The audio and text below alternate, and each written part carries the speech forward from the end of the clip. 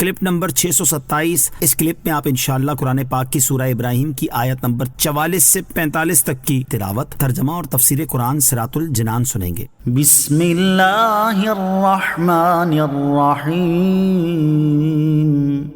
ترجمہ: اللہ کے نام سے شروع جو نہایت مہربان رحمت والا ہے۔ وَأَنذِرِ النَّاسَ يَوْمَ يَأْتِيهِمُ الْعَذَابُ فَيَقُولُ الَّذِينَ ظَلَمُوا رَبَّنَا أَخِّرْنَا إِلَىٰ أَجَلٍ قَرِيبٍ فَيَقُولُ الَّذِينَ ظَلَمُوا رَبَّنَا أَخِّرْنَا إِلَىٰ أَجَلٍ قَرِيبٍ نُجِبْ دَعْوَتَكَ وَنَتَّبِعِ الرُّسُلَ أَوَلَمْ تَكُونُوا أَقْسَمْتُم مِّن قَبْلُ مَا لَكُم مِّن زَوَالٍ۔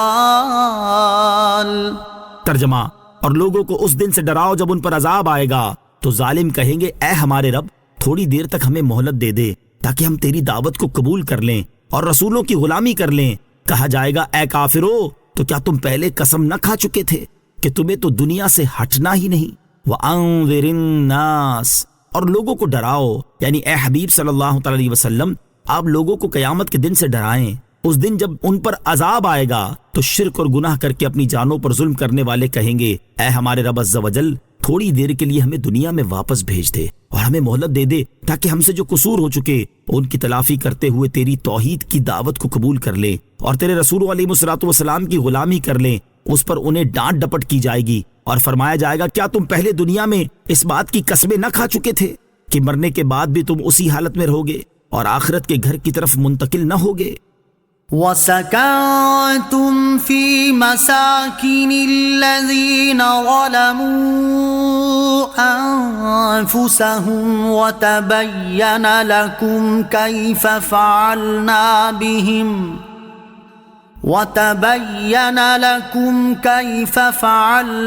بِهِمْ وَضَرَبْنَا لَكُمُ الْأَمْثَالَ۔ ترجمہ: اور تم ان کے گھروں میں رہے جنہوں نے اپنی جانوں پر ظلم کیا تھا اور تمہارے لیے بالکل واضح ہو گیا تھا کہ ہم نے ان کے ساتھ کیسا سلوک کیا اور ہم نے تمہارے لیے مثالیں بیان کی۔ وَسَكَنْتُمْ، اور تم رہے، یعنی تم ان لوگوں کے گھروں میں رہے جنہوں نے کفر اور گناہوں کا ارتکاب کر کے اپنی جانوں پر ظلم کیا تھا، جیسے کہ قوم نوح، عاد اور سمود وغیرہ، کہ تم انہی کی بستیوں میں دوران سفر ٹھہرتے تھے یا ان کے قرب و جوار سے گزرتے تھے اور تمہارے لیے بالکل واضح ہو گیا تھا کہ ہم نے ان کے ساتھ کیسا سلوک کیا اور تم نے اپنی آنکھوں سے ان کے گھروں میں عذاب کے آثار اور نشان دیکھے اور تمہیں ان کی ہلاکت و بربادی کی خبریں ملی۔ یہ سب کچھ دیکھ کر اور جان کر تم نے عبرت کیوں نہ حاصل کی اور تم کفر سے کیوں باز نہ آئے؟ ہم نے تمہیں مثالیں دے کر بتا دیا تاکہ تم تدبیر کرو اور سمجھو، عذاب اور ہلاکت سے اپنے آپ کو بچاؤ۔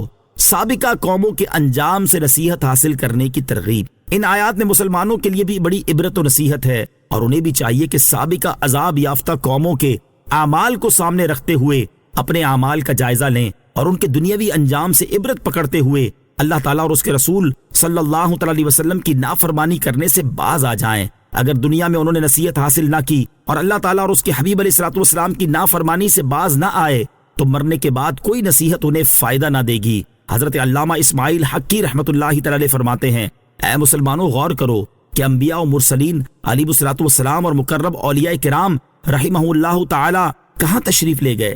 سابقہ بادشاہ اور جابر و سرکش لوگ کہاں چلے گئے؟ جب یہ دنیا میں نہ رہے تو تم بھی اس دنیا میں نہ رہو گے، تو تمہیں کیا ہو گیا ہے کہ تم ان کی طرف نظر نہیں کرتے اور عبرت حاصل نہیں کرتے؟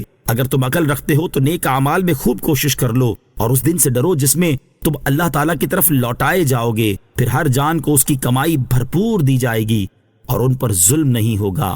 شرعی قیاس حق ہے۔